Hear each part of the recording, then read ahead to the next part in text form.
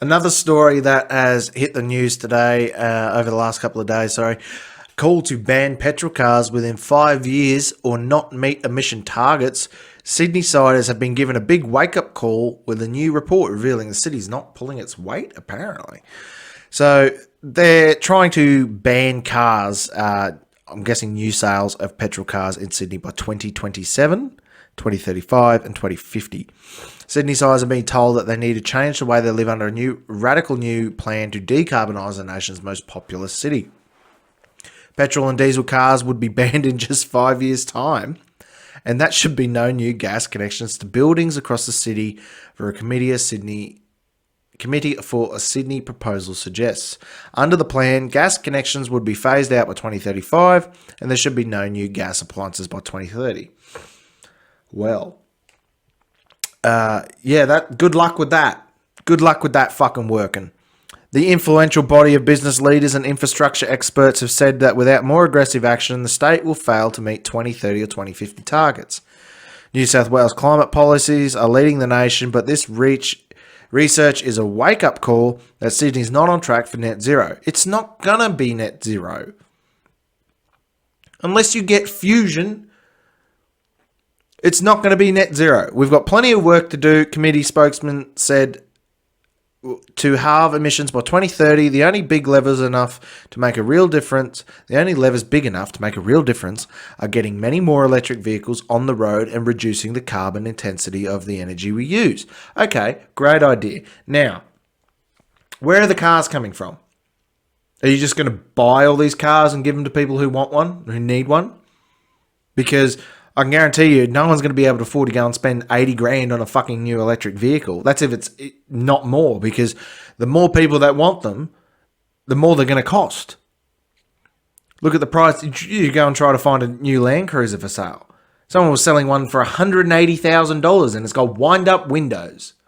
If you spend that much money on a Land Cruiser, you are a fucking idiot.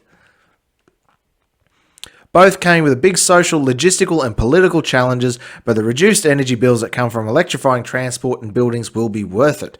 To achieve the projected reductions, the committee said that there needed to be twice the amount of electric vehicles on the road than the steady transition approach calls for. All government and commercial fleets should be converted to electric vehicles by 2030. Okay, cool. Go and get all the electric vehicles and government vehicles, make them electric. So, what about, I don't know, government vehicles? Does that include contractors? No. So any heavy earth moving equipment? I don't think they even fucking make them electric. You can get small electric forklifts and things for working in warehouses, which is a good idea because it produces emissions inside of a small confined space. You don't want diesel fumes, gas fumes, shit like that. But you know what? They don't work very well. You ask anyone who works on a dock or anything in a warehouse or even Woolworths or something like that, those little electric trolley jacks, their batteries are shit.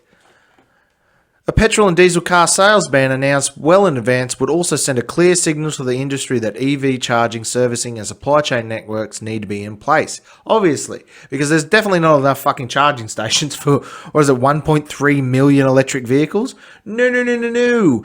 There's not enough of a fucking network electrical grid to charge that many. You don't have enough. You have supply issues now. They have power issues now. They have rolling blackouts. They had some of the other, a couple of months ago, I did a video on a podcast on it. They had issues then. Holy shit. They're just saying that they have to do this, but it's not going to work. It's going to kill people. What are you going to do? Arrest people if they don't have an electric car by 2027? Modelling the urban policy tank release with the report said on average a household could save $1,250 a year in fuel costs and then spend $60,000 on a car if they could afford to make the switch. Yeah, no one's going to be able to afford to make the switch. A home battery reduced those bills by a further $850 a year, and converting gas appliances to electric could save another $150 per year on average. That's bullshit. A gas stove or an electric stove still uses fucking power.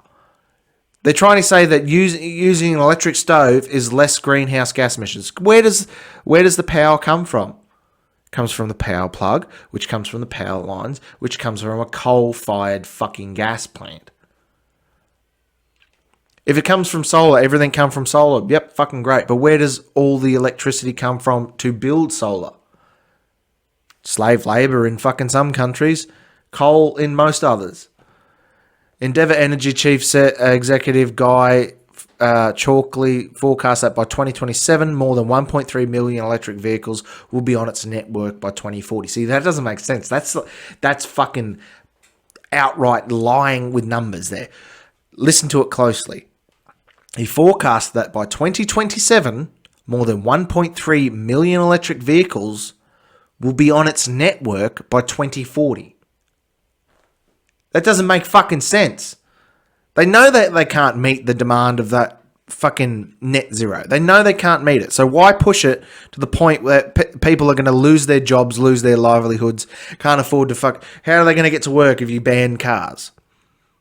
Our customers are telling us they want to take control of their energy to suit their individual circumstances, and they want us to ensure the energy grid is ready for this transformational change. It's funny how that the people pushing for it are the energy companies.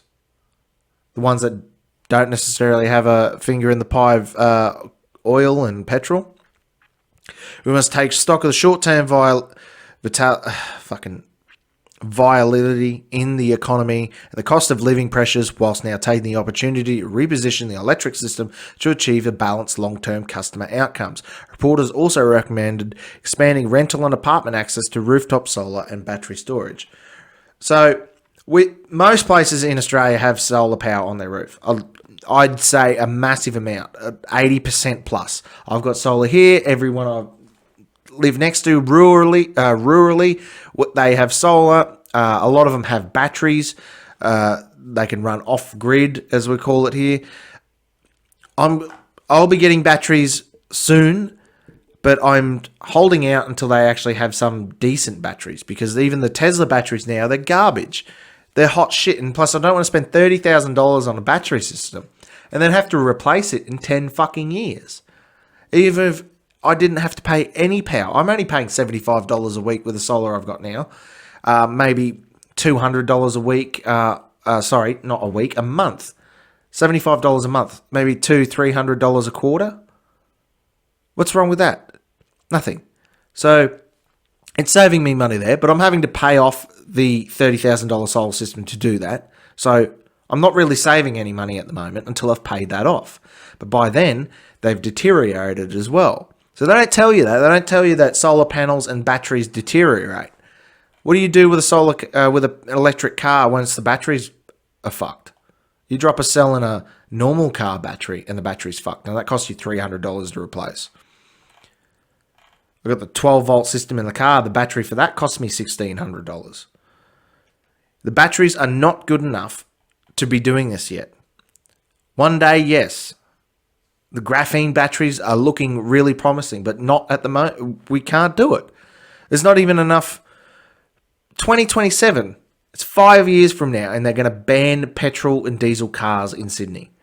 What are they going to do? They can't just catch public transport everywhere. Good luck if you live in Sydney. Good fucking luck. I'd be looking at fucking moving. The only way you change this shit is by voting. No one fucking votes. It's ridiculous. Thanks for watching our video. Please leave a like, comment down below, and subscribe to our channel here at Crossing the Line, and I'll see you guys next time.